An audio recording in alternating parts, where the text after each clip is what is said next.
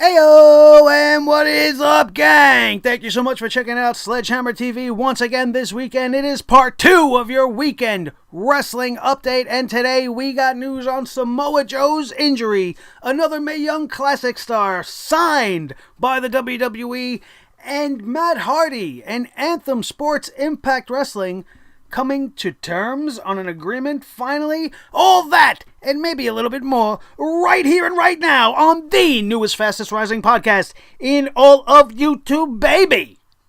I'm talking about the Sledgehammer Wrestling Show. So, let's do it.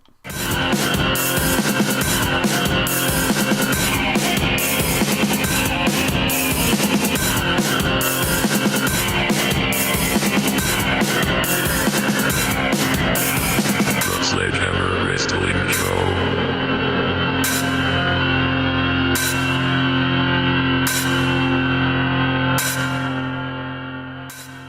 Alright, wrestling fans, thank you so much once again for joining me. My name is Nick Nightmare. Along with me for the ride, as always, is my trusty companion, my loyal best friend, and the world heavyweight champion of microphones, Blue the Snowball. And we've got part 2 of the weekend wrestling update coming at you here right now. If you missed anything we've been posting, and we have been posting like crazy, Thursday night we talked about the full roster of teams revealed for the Mixed Match Challenge and the tournament brackets. We did a little bracketology where we break it down for you guys. If you missed that, check that out.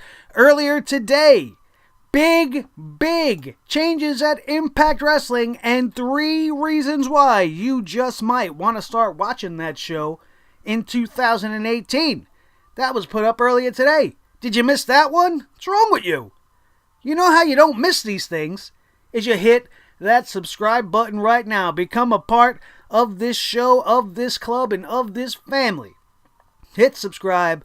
Ring that notification bell. This way, every time a video just like this one drops, you will be notified in your pocket, on your TV, on your laptop, on your tablet, wherever it is you watch your YouTube stuff, especially this guy. You will be notified. It'll bring you right to it, and you can smash that like button. Share that video with all your friends, just like you can do right here, right now. Smash that thumbs up button and share this video with everybody that you know that enjoys some great pro wrestling discussion. And as for right now, why you tuned in today, Samoa Joe suffering an injury. What I think about that.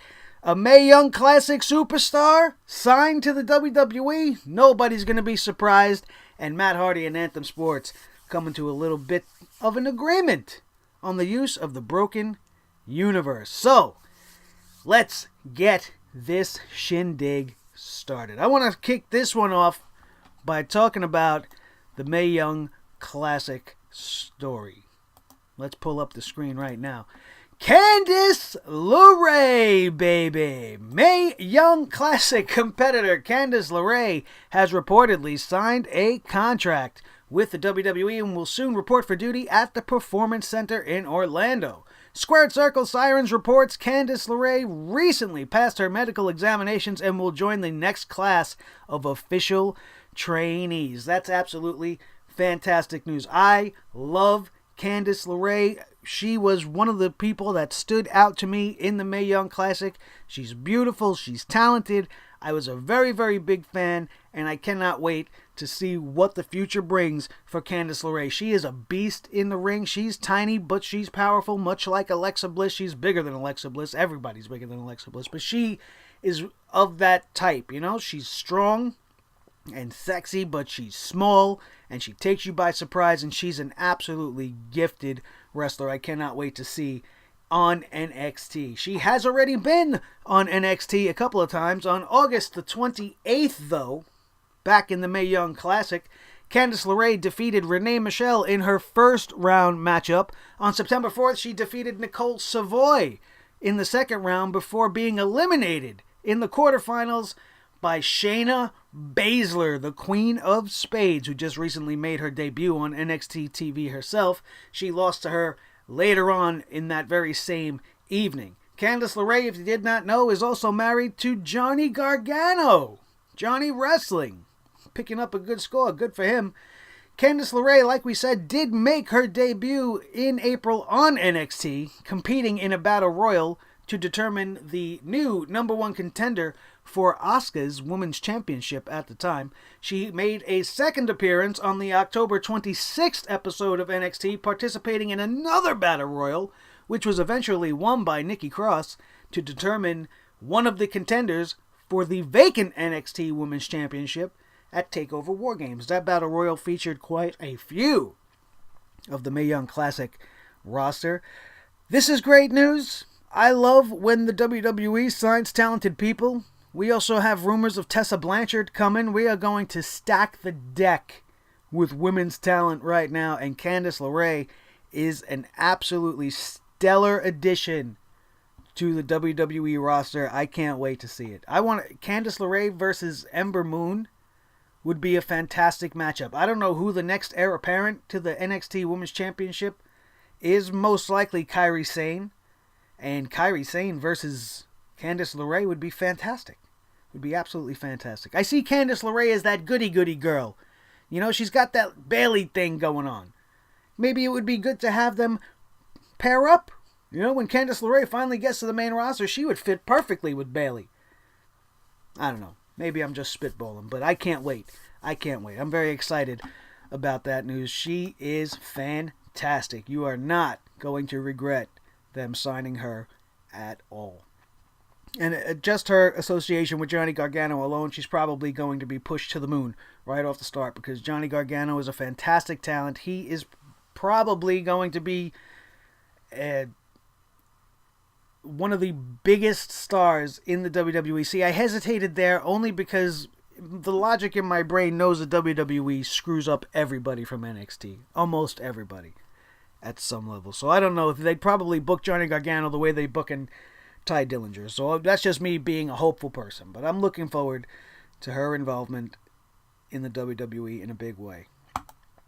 Let's move along here with the biggest story we got going around. And I call it a story because I'm going to call bullshit on this one. I don't believe a word of this. Everything I'm about to read to you, I do not believe it.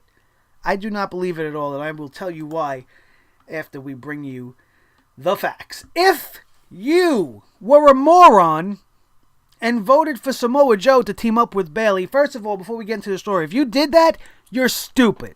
You're stupid. You shouldn't be watching wrestling. Why would you do that to Samoa Joe? What sense does that even make? Were you guys just trolling this poll?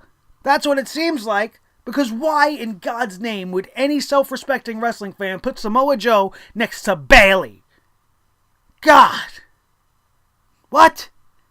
No. Let's move on. If you voted for Samoa Joe, moron, to team up with Bayley on WWE's upcoming Mixed Match Challenge, you wasted a vote. Like I just said, you wasted it anyway. Because you must have been wasted when you made that vote. Good God. Because he's out of the competition due to injury. Kurt Angle, the Raw General Manager, tweeted on Tuesday saying, "Thank you all for voting for Bayley's partner in the Mixed Match Challenge, but due to an injury suffered on Raw, Samoa Joe is unable to compete." This was merely 12 hours after we just seen him wrestle in the ring on Monday Night Raw. The validity of this is up for debate. We'll get more to that later. Let's finish the facts. Samoa Joe defeated Rhino on Monday Night's Raw, then announced he'd be in the Royal Rumble during an in-ring promo following the match, specifically setting his sights on John Cena, which I am 100% behind him on.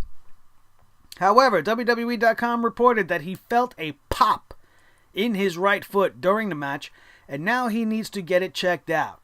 Dr. Chris Amon, CM Punk's best friend, was quoted saying, "We took a look and believe he has a plantar fascia? I don't know.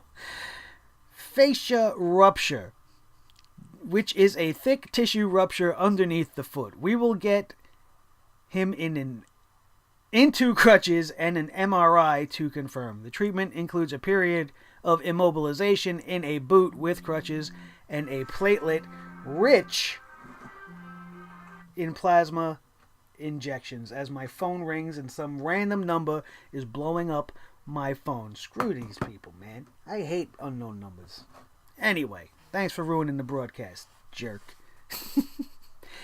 Sources tell us the injury is legit. I don't believe that, not for a minute, and not a work that was announced for storyline purposes. We're also told he currently needs crutches to move around. According to Google, recovery time is anywhere between 2 and 12 weeks if confirmed via MRI. I call bullshit. I think that the WWE did not think at all that the WWE Universe was going to be stupid enough to put Samoa Joe with Bayley, and they did just that. And instead of backtracking and looking foolish, they announced this kayfabe injury. Of course, the doctors are going to go along with it. Everybody's going to sell it as if it's a real thing because they don't want to come off with egg on their face looking like idiots that they are for even having them as one of the choices.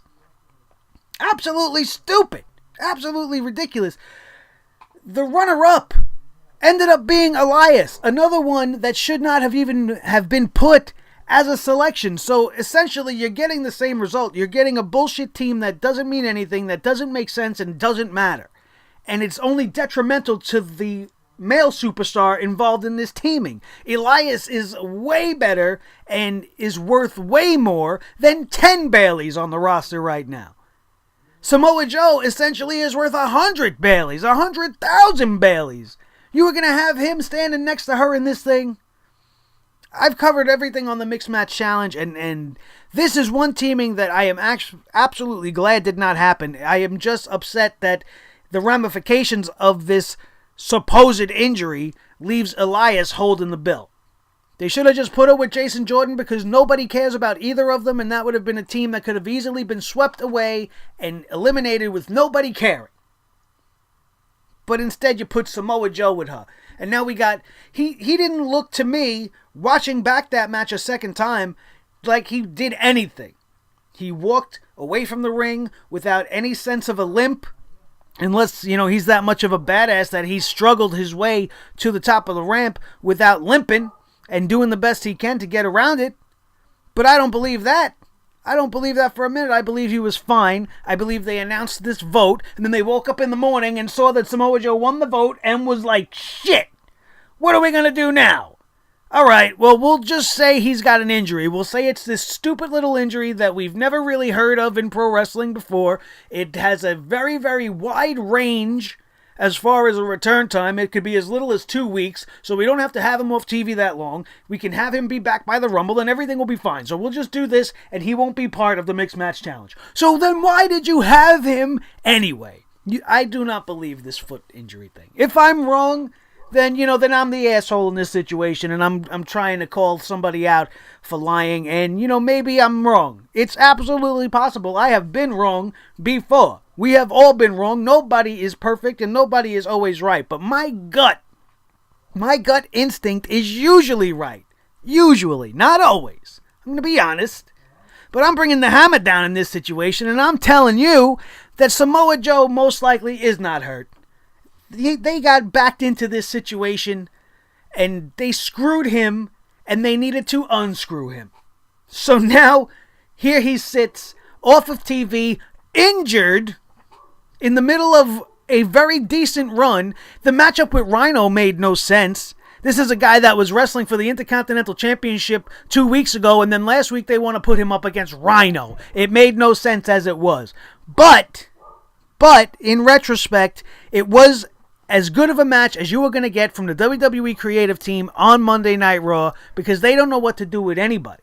And then they put Samoa Joe as a choice in this thing, and he gets picked, and now they got egg on their face, and they don't know what to do, so they called for this. That's my belief. That is what is definitely going down with this Samoa Joe situation. If you ask me, the facts of the situation, the x-rays, whatever they want to tell you guys, you see him doing his thing with the doctor in the back if you watch it on WWE.com, but they produce segments. They produce TV. It's very easy for them to go in the back and say, okay, explain that you're hurt even though you're not. Action.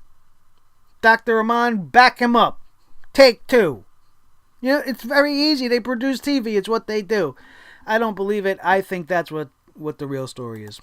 But maybe that's just me. And now, we're going to end this one with a fun and exciting story. Prepare yourselves, everyone, for some wonderful news. Absolutely wonderful. Wonderful. Because Matt and Jeff Hardy are once again able to use their characters from the Broken Universe without any ramifications and no fear of a lawsuit. As previously reported on this channel, Impact President Ed Nordholm has stated the company was working to amend old contract agreements in an effort to give wrestlers more ownership over their characters, and he has apparently lived up to his words. Sources are saying that the two sides finally came to a mutual agreement that allowed the Hardy brothers to utilize their Broken Universe characters in the future. However, the terms are a little bit still unclear. But after things were made official, Matt Hardy tweeted a photo of himself with Ed and a caption saying that I am thrilled to proclaim that we have acquired new allies on our side in the Great War. Ed Nordholm and the Owl of Anthem have revealed themselves as the majestic beings who stand inside of the light. The light always emerges. Woken warriors, everything is copacetic and wonderful. Yeah. There you go. That was a gift for you. That was my Matt Hardy impersonation. I mean, if you're going to read a tweet, this guy stays in character the whole time. If I'm going to read a direct quote from the man, you got to read it the way he most likely said it, right? Or else I'm not doing my job. So there you go. That was a little gift for you guys, my Matt Hardy impersonation. I'm probably going to regret that when I watch this shit back. But whatever, that's the way it is, and I hope you guys enjoyed it, because that's the crux of the news. These guys have finally come to terms. The Broken Universe is up for grabs, and they can pretty much take and use anything they want from it freely. I don't think it's going to revert back to just being broken. He's woken now, and it's fine. It's the same thing. Why would you want the same exact thing anyway? It's better to make it change and allow it to grow and develop into something new. It's organically happening. It's taking a little too much time. The Bray Wyatt storyline is not kicking off the way we all really wanted it to. It's taking a little too long to get moving into the interesting pieces of the puzzle that we're going to see. You know, maybe some compound action, you know, away from the arena. Maybe some more terrifying promos and, you know, mystical, magical shit happening. I don't know. You know, it's got to kick sometime.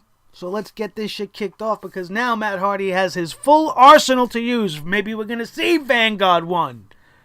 I've already seen him making calls for the Vanguard on Twitter. Maybe Senor Benjamin will finally be on WWE TV. Maybe we'll see Rebby Hardy at WrestleMania playing Moonlight Sonata as Matt Hardy makes his entrance to vanquish the evil consumer of entities. Who knows, man? All I know is that's great. It's great that TNA came up with this kind of a thing for their contracts. Did you think the WWE would ever amend their contracts to say, yeah, you know what, you can be Ryback any way you want to be? You know, you think they would say that to anybody? Tell Damian Sandow, you could be Damian Sandow any way you want. You know, to make your money. Go ahead, do what you got to do. That's insanity. It's insanity. But Impact Wrestling is a small company. They would be foolish to not welcome the exposure that it would grant them. And then it is on the promoter on the other ends. You know, it's their decision whether or not they want them to use the TNA gimmick and give it any more credibility, or if they're going to wipe the slate clean and start over. So that, you guys, is the second part for this weekend. We have got a couple of more shows that are going to be coming at you before the weekend is over, and I hope that you guys are here to enjoy those just like you enjoyed this one. And the way you can tell me that you enjoyed it, not just by leaving a comment down below letting me know that you subscribed during this episode, and not just by sharing this video with your friends, but hitting that thumbs up, baby. We want to get this video, how about we get this guy to at least 50 thumbs up as we try to get to 500 subs before WrestleMania 34, and you are the key to doing so. Hit that subscribe button right now. Ring the bell, like, share, and don't forget to, I almost forgot what I was going to say right there. Did you see that? Don't forget to check out our sponsor, Clutch Chairs, in the description box down below. Be awesome, you guys. You see it right there. Be awesome. And to do that, follow the yellow brick road right down here to Sledgehammer TV today. Do it right now. You know you want to, and you're going to come back for more because this weekend has only just begun. My name is Nick Nightmare. This is Blue, the Snowball Microphone, the world's heavyweight champion of microphone. This has been the Sledgehammer Wrestling Show right here on Sledgehammer TV, and we thank you so much for your love and support. That is going to do it, and we are out of here. Did I say that already? I think I did. Whatever. I botched the ending. It happens. What do you want from me? Sometimes things go wrong, and you can't control everything in the world. What are you supposed to do?